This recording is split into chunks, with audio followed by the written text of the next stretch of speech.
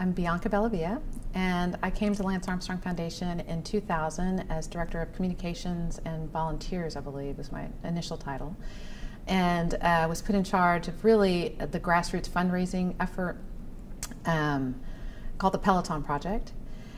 And as my role evolved there, it became less about the fundraising aspect and the development work and more about communications and marketing. So when the wristband campaign launched, I was Director of Communications and Marketing. And what are you doing now? Today, I am Director of Development Communications for the Seton Foundations, which support 4 fundraising foundations that raise money for the Seton family of hospitals. And how did you find out about the Lance Armstrong Foundation? How were you introduced to the organization? I had been working with the Children's Hospital Foundation prior to going to the Lance Armstrong Foundation. And one of the first projects I was put in charge of was a fundraising project where we were selling holiday cards that had been created through artwork from some of the patients from the Children's Hospital. And one of the kids was a cancer survivor, really great kid named Billy Rutledge. And somehow, I think his sister went to school at the same school as Jeff Garvey's children went, and he was, I guess, chairman of the board of the Lance Armstrong Foundation. And so we went to them and said, hey, can we do a promo with Lance, do kind of a media event with Lance since he knows Billy. And so we did a promo event at the hospital. Lance came to the hospital, and I got to know Jeff very briefly then. And then about a year and a half later, they were looking for somebody, and somehow my name came up, and the rest is history. So that's how it happened. Tell me a little bit about the types of projects you were working on and the pieces of the wristband campaign that you participated in. Well, there were a couple different things. We were, at the time, prior to the campaign kicking off, we were in the process of rebranding ourselves. And as a young organization, Lance Armstrong Foundation seemed to always be kind of reinventing itself. And so we were doing some work with a couple of different agencies to try to figure out, okay, what direction do we want to go? What brand do we want to create? And we'd brought on Mark McKinnon from Public Strategies to kind of help lead us in that direction. And it was kind of it was very much a board-supported effort to brand the Lance Armstrong Foundation. And so I was responsible for a lot of that, for a lot of that. And it's interesting because a lot of it was just a timing issue. It was like being at the perfect place at the perfect time, almost like a perfect storm, because it so happened that we were doing this effort at the same time that Nike was trying to figure out what to do with Lance, at the same time that he was about to win his 6th Tour de France victory, at the same time that we had really started launching our advocacy efforts, and he was going around Capitol Hill and really befriending a lot of folks on Capitol Hill, at the same time that we were in a presidential year, at the same time that we'd been in a war for a couple of years and people were really needing good news, at the same time that there were an Olympic event. The Olympic events were going on. So it was just all these things that kind of came together, again, at the same time that kind of got the ball rolling and made it such a success. So it was really interesting to be a part of that. When you think back about what your role was like at the foundation before the wristband versus what it looked like afterwards, how did your role change? Your priorities and your areas of responsibility, what were you working on, and able to focus on after the wristbands launched? Again, I think it was the Lance Armstrong Foundation, coming from a kind of fundraising background, having always been with nonprofit organizations that were out there trying to raise money to support their mission. It was really interesting to be part of an organization that was fortunate enough to have money just coming in, and then trying to figure out what direction to go with our programs and our funding priorities so that we could best utilize those resources that were coming to us. So I think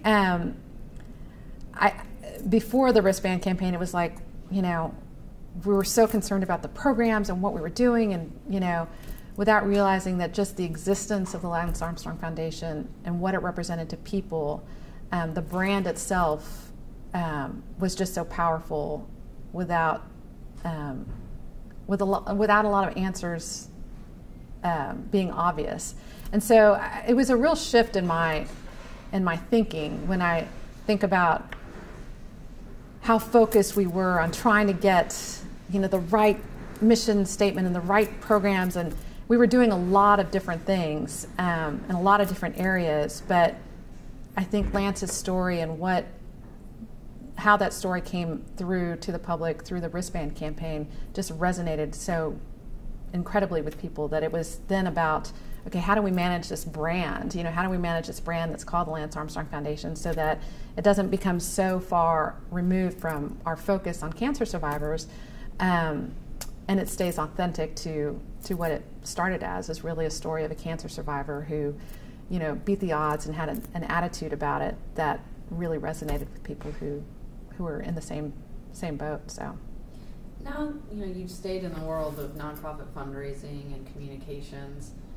What were the big takeaways for you? What were the big lessons learned when you look back at that experience, both for you personally, as far as you from a career standpoint, from your team that you led, the communications and PR group? What were some of those big lessons learned, those aha moments? I think a lot of it was, again, being flexible, realizing that in order to maximize an opportunity, there had to be some flexibility, but balancing that out with the core of who you are, and staying true to what you knew, what your foundation was. So the Lance Armstrong Foundation, our foundation was always cancer survivors, and very authentically about Lance being one of those cancer survivors, understanding what it was to be a cancer survivor. So even though he was a superhero, and his story was in a lot of ways kind of out of touch with what a typical cancer survivor might experience, there was still that connection. And so being true to that, but yet also being flexible enough to realize that when you have an opportunity to partner with a powerhouse like Nike, you work with that. And I mean, we were so incredibly fortunate to have a powerhouse like Nike supporting not only Lance, but really supporting the foundation, and again, in a real authentic way. I think Nike was very selfless in their promotion of getting this campaign up and running. I mean, I don't know of another organization that would be quite as generous as they were. I'm sure they got a lot of bang from their branding buck, but it was done in a way that was just so beneficial to so many cancer survivors that it's hard to see it as anything other than good. So I think that was one thing, is just kind of being flexible, but also balancing that out and figuring out what the right balance was. I think, again, even though Nike was this powerhouse, they did look to us for, okay, what does it mean to, what's your experience with cancer survivors? What's going to resonate with them? What, that audience. Our audience is so much bigger than that, but we want to stay true. We want to keep it simple. We want it to ring true for those people that are going to truly benefit from this. So having that open dialogue with our partner Nike on that, I think was crucial to its success. So, what do you think are some of the key takeaways specifically from kind of the PR perspective? Looking at it again, if you were going to redo the Live Strong wristband campaign, would there be anything that you might do differently, or something that you might spend more or less time on? Oh, that's a tough one. It was such an avalanche of activity, and it's hard to go back and think how we would do it differently.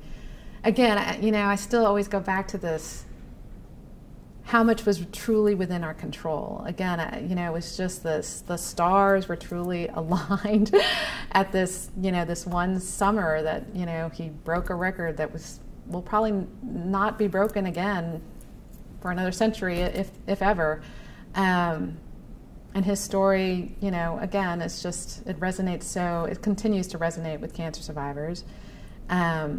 We had John Kerry with, wearing a wristband while he was out campaigning, and whether you agreed with his politics or not, there was something that, you know, was very powerful about a presidential candidate out there with a yellow wristband saying, "I'm a survivor." And then at the Olympics, you know, it was, you know, all these athletes, whether they had a cancer connection or not, they were out there wearing it. So, and again, we didn't control any of that, I think, or we had little control over some of those things. I mean, we obviously created relationships with some of these folks, or Lance created relationships with some of these folks that helped make it easier for them to just jump on board in a very simple and easy way, put on a wristband.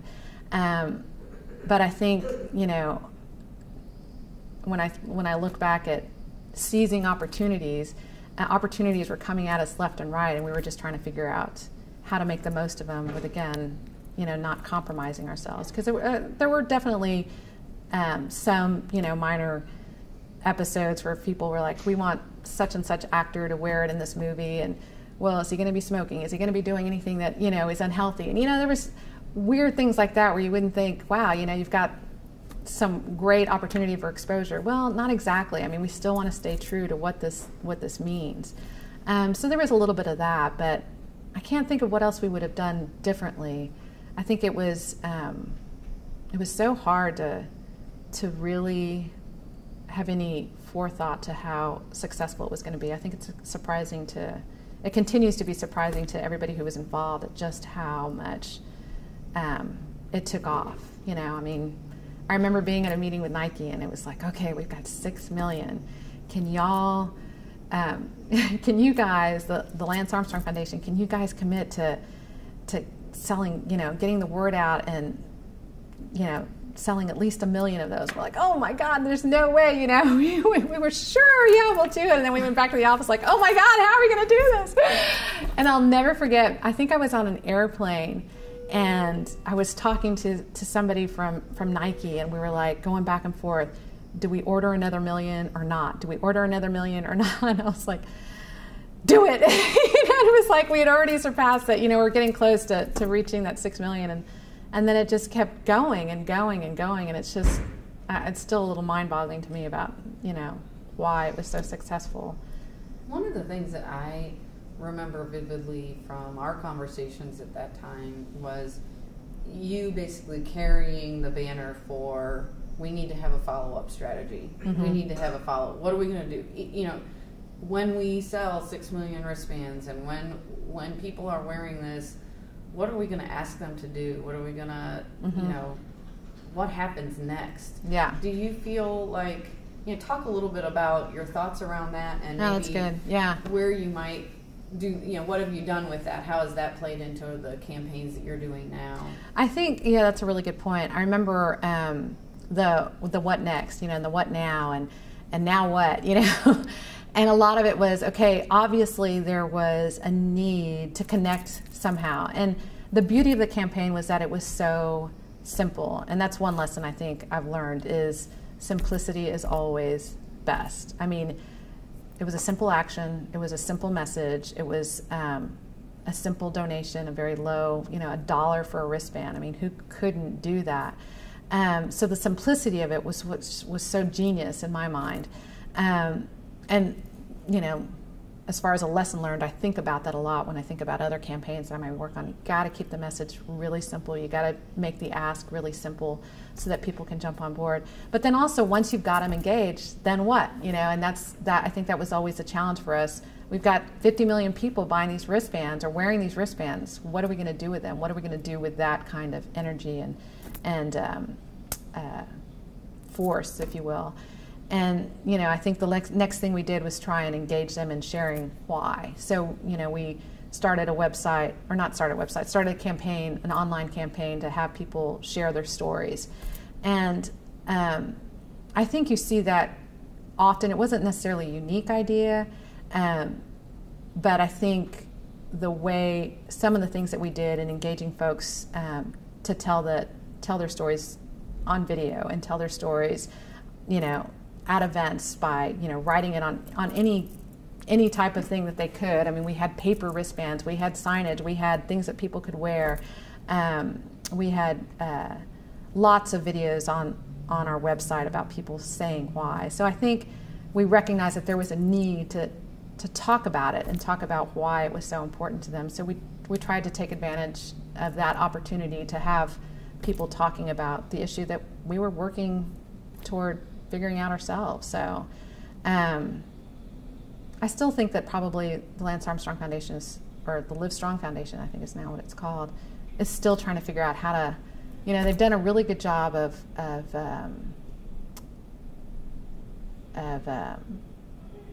still garnering support, through their events.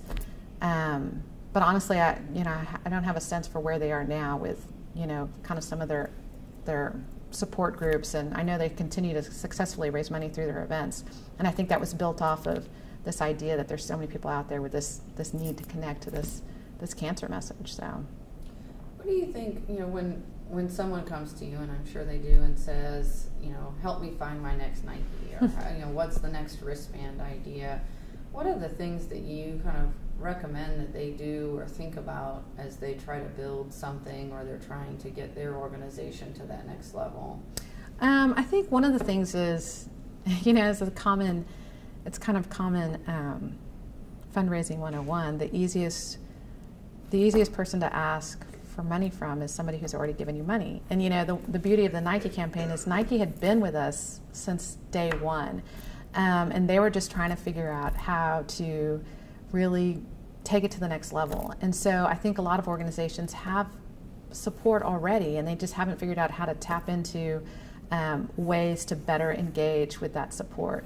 And so to me, it's not about necessarily going and finding a new partner, because we didn't really have to do that. I mean, we had them right there, for so long before we were able to kind of figure out, okay, what's the best way? And quite frankly, they figured it out probably before we did, which was, even better.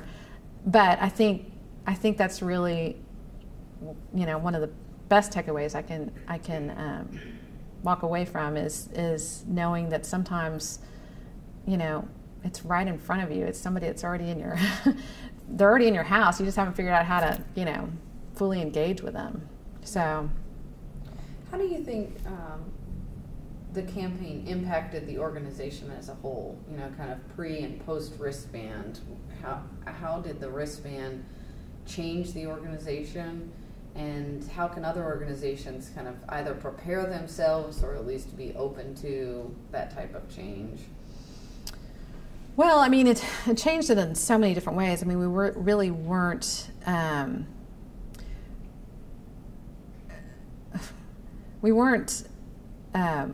We didn't have quite the robust online store that we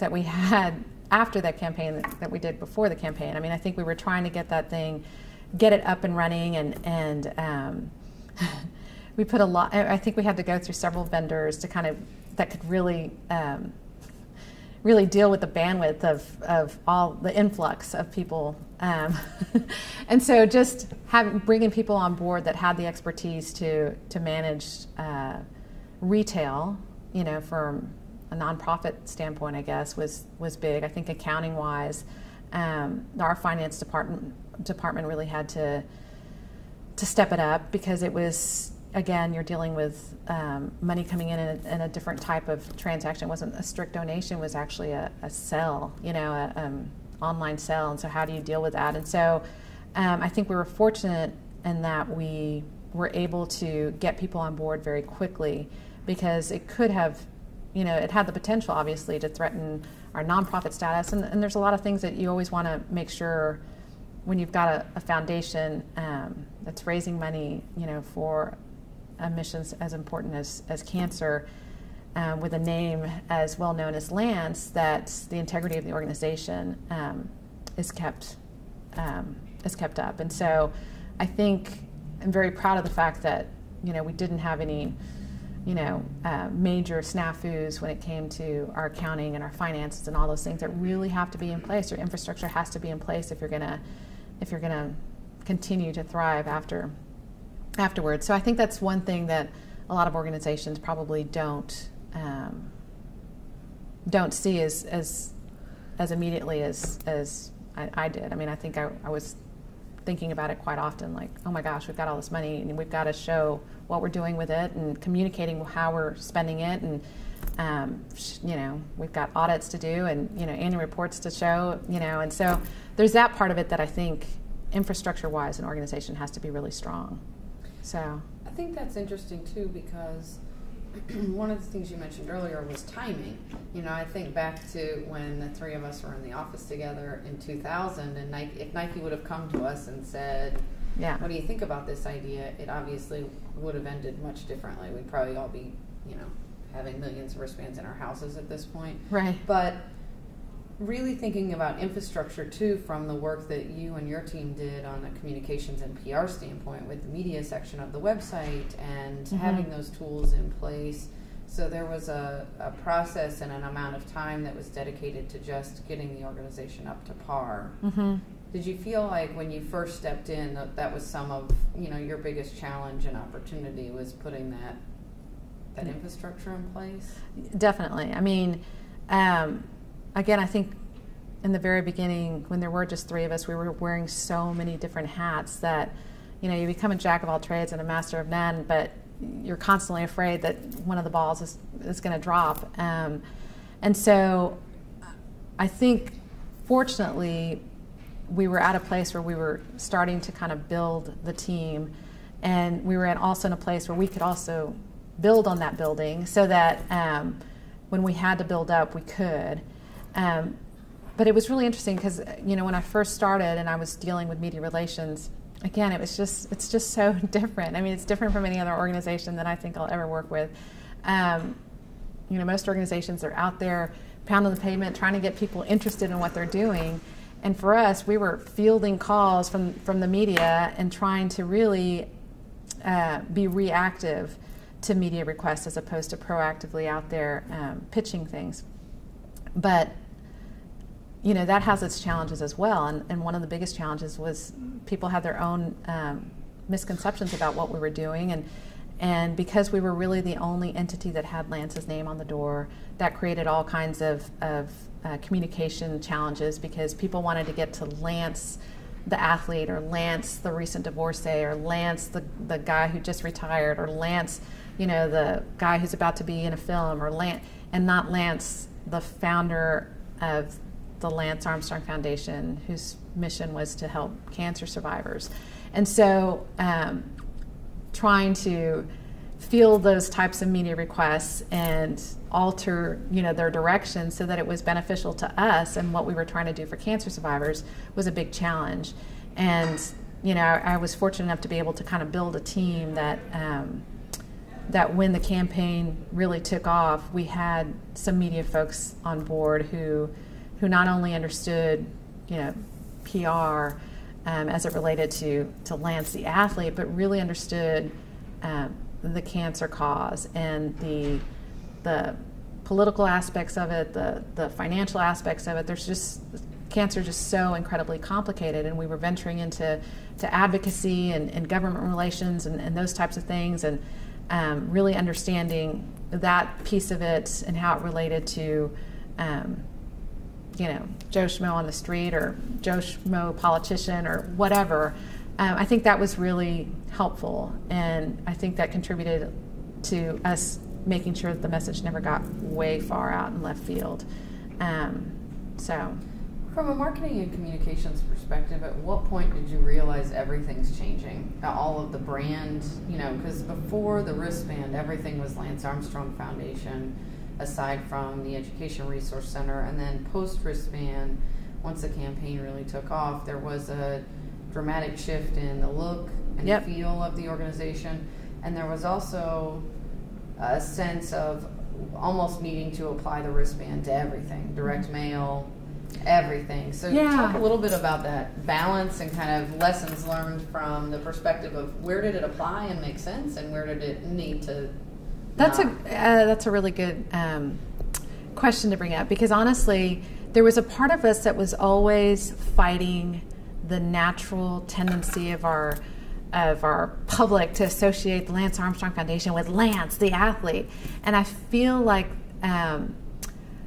we were so concerned with, you know, it's not just about Lance, it's not about the bike, it's not about Lance, it's not about the bike. And it wasn't, but because it's just so interesting how it really took an outside agency and an outside partner like Nike to realize, yeah, it is. That is what it is. Embrace it. Figure out how to embrace that in a way that's going to work for your mission as opposed to be counterproductive. And so I think that flipped a switch for us. And even the work that we had done with Milkshake, I think they did some incredible work. And they definitely came up with the name Live Strong, and that was after carefully doing focus groups with cancer survivors and what was the need, and so the name itself was brilliant, and some of the work that they did was really beneficial to the resource center that we were trying to build for cancer survivors. But we really were reluctant to go powerful and strong cancer survivor with our message and our brand. We really thought it needed to be softer, it needed to be more inclusive, it needed to be I guess just more palatable to what we thought to females, because we felt like that was where we were missing the boat. We had built a lot of support with young male cycling fanatics, and some of them also had the cancer connection, but we felt like we had that, but that's not where our future was, especially when you look at the realm of cancer survivors and who they represent. They're usually, an older demographic. There's definitely as many women, if not more, than men. And so we're like, we really need to make sure that we're speaking to all of them and we're representing all of them. And I think we kind of got lost in that before Nike and then another marketing agency, SS&K, that we started working with, realized that, what? Lance started this, and the reason that you've garnered such support in the past is because he is who he is, and people want that. Whether they can totally relate to it or not, they connect with it. Whether they may not be a cyclist, they may not be. Your mom is not the furthest thing away from what Lance is, but she connected with it, and so I think that just really flipped the switch for us, and we realized, what, we can be all about this image of Lance, this unbelievably strong athlete who's just kind of no holds barred. I'm going to deal with this, and I'm going to deal with it my way, and I'm going to be in your face about it. And so the brand kind of evolved from that kind of, again, that flipping of the switch of, oh yeah, why not go this way? We don't need to be like everybody else, and we don't need to feel like we're going to turn people away, because in fact, people are coming to us because of that anyway. And so that was it was exciting to be a part of that kind of like aha moment where it went against everything that we kind of thought we were supposed to be doing from a programmatic standpoint and branding, communications, and it was just like, wow. And I'll never forget when SS&K came in and presented the manifesto, and it was just the language was so strong and in your face and powerful, and it was like, yeah, that's it. And it's just such a departure from this kind of soft, communication style that we were trying to gravitate toward. So that was kind of exciting to, be a part of this. And then even just the color choices, black and yellow and white, what do you do with that? And I remember hiring a graphic designer, and she's like, really? This is my color palette that I have to work with? And I was like, yep, that's it. And then even she got excited about it, because she's like, wow, this is going to be so challenging, but it can be so cool. And sure enough, it did. And the agency that we worked with was really good about telling us, you've got to stay true to that. That's the only way the brand is going to be strong and consistent. And it has, and it continues to be that way. If you go on their website now, you still see it's about that one simple symbol that managed to garner, 60,000 or 60 million people around the world to say, hey, I get that. So I don't know, it was definitely cool to have that whole process and the thought process go through me and my team and the whole organization, and then our volunteers and our fundraisers. Everybody just like, yes, and it was exciting to kind of have that ripple effect and see it go through down all the way to the folks who are on the ground and fighting cancer and supporting us because they get it. So. every day there are nonprofit organization executives and corporate executives that are sitting in their offices trying to either garner support for their cause or help move their movement forward, or a company that's trying to figure out how can they do the most good and help change the world. When you think about your part in something as historic as the wristband campaign and all that you contributed to it, what are your kind of any other recommendations or thoughts that you would have for those individuals to be thinking about or to keep in their mind? To me, I always go back to simplicity. I mean, I think, and I've seen this, through my experience with other nonprofits, is if the message is too complicated, if the initiative is too complicated, if the way to engage people is too complicated, then it stands a greater chance of failure or of not taking off to the degree that you'd hope it would. And as simple as you can make it, if you can boil down what it is that you're trying to do into one simple sentence that everybody can get, then that'll help kind of build a direction of your partnership, of your campaign, or whatever effort that you're trying to launch. But you have to understand, and I think we just live in a world today where it is we're bombarded by messages all the time, and it's just so different than it was even 5 years ago. I mean, you get tweets and you get emails and you get phone calls and you're just constantly bombarded by messages, that it's just easy for it to all be noise. And the only way you have a chance of it not being noise is if it can hit to the heart, and it can hit directly, simply, quickly, the most efficient way. And so you have to really think about, okay, how can that be done? And it was interesting because the other beauty of the campaign was that people only had to pay $1. And I know that that's not realistic for a lot of organizations, but that idea of it still being accessible to so many people is what's important. If you can't sell wristbands for $1, then think about what else that you can do that engages people in a way that's universal. I mean, not universal, but most people would be able to afford or be able to spend time or do something that, again, it's not complicated, it's not time consuming. So good. That's all I can say. Any other words of advice or thoughts? Let me think.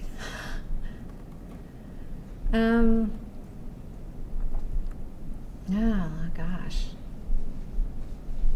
I can't think of anything right now. Can you think of anything? I think we covered most of the stuff that I wanted to cover. The follow-up stuff and I'm trying to think what else. I don't think so. A lot of it is just a blur. It is a blur. I'm trying to think.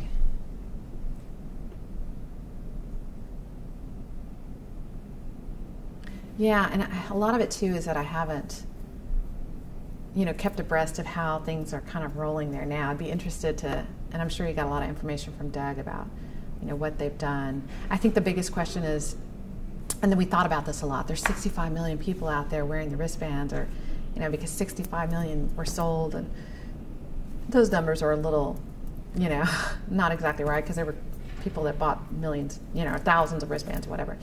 But regardless, there was a large number of people out there that had wristbands, and we didn't necessarily have a good way of knowing who they all were. And so, and you see that a lot with organizations even now. I mean, you go to a gala and you know who those people are who bought your tables, but you don't know necessarily who was sitting at the table because they invited their guests. And unless you can put in,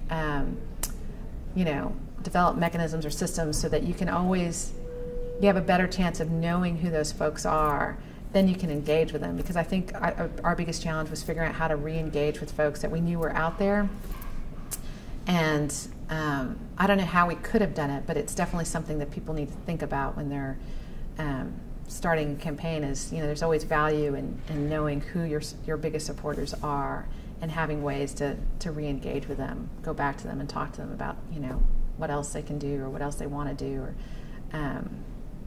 so. I think some of it is because some of the social media tools that are available today didn't exist. They didn't exist, yeah. So one of the things that Doug had mentioned was that they're basically playing catch up with social media. They're trying to re-engage those people. Re-engage and capture and communicate with that audience that, for the most part, was kind of invisible to the organization from a database standpoint, from really having those names and knowing who they are and being able to engage them a little bit further. Yeah. Definitely planning for the greatest amount of outreach. And, we were fortunate because I think we had some really technologically savvy folks on board who knew that, our online communications really need to be robust. We needed to have a good website, but we also needed to know, how to capture stories and videos and do sales and all those things. So, but even from the PR perspective, I don't think we could have had the forethought to know just how broad the reach would be. I mean, there were certainly challenges with international, PR requests and things like that, where we were like, what is going on? No, we don't speak Chinese, but we're glad that you're out there supporting us. And so, but really trying to think about, the broadest reach that you can have, and supporting those, and again, I think now with social media, there's just so much that can be done. And it's, it's great to see that the Livestrong Foundation is doing so much on that, because I think they're doing a great job with it. And but yeah, I think they're playing catch up. So I can't think of anything else. I don't know more. I'm trying to think about too the relationship with Nike and what if anything could have changed, and I can't think of anything, to be honest. I think there was a period where we struggled a little bit with like the launch of the runs and some other things where we kind of stutter-stepped a little bit with kind of what's after the ban. Yeah. And tried to figure out what's good for the foundation, but at the same time good for Nike, and at the same time good for our people. Yeah. And so that was a little bit of a lesson. And I think they've nailed it. I mean, moving forward with the Livestrong merchandise and that line of clothing and how they've, the apparel. But that was one of the other things that Yeah, there definitely was. I mean, it's just interesting because, I still find it so fascinating that Nike was even one of Lance's sponsors. I mean, Nike didn't at the time really specialize in cycling gear. And so it's just funny that, they really supported him because he represented more their brand of, kind of elite athlete. Versus a product. Versus a product endorser, and so, they've got lots of elite athletes and they endorse products. And, for 6 years, Lance wasn't necessarily endorsing a product of Nike's, he was endorsing the brand Nike. And so, so it's just, I just still find that kind of fascinating that they would be so willing to kind of hold on to that relationship. But I think they also recognize the power of brand. I mean, they've got, one of the best brands in the history of brands. And so, but it's not always about, again, it's not always about a sell or, and so I think that's an interesting kind of takeaway too, is that it wasn't necessary. I mean, you could say indirectly, of course, that, maybe they sold more because they were associated with Lance, but there wasn't a direct dollar-to-dollar sale for some of the work that they were doing in support of Lance. So sometimes it's kind of thinking out of the box about, why you would partner with an organization. It's not necessarily direct cause marketing and, you get something and I get something. Sometimes it's more about the goodwill, and what that does in the eye of the public to then, build your brand or build your loyalty.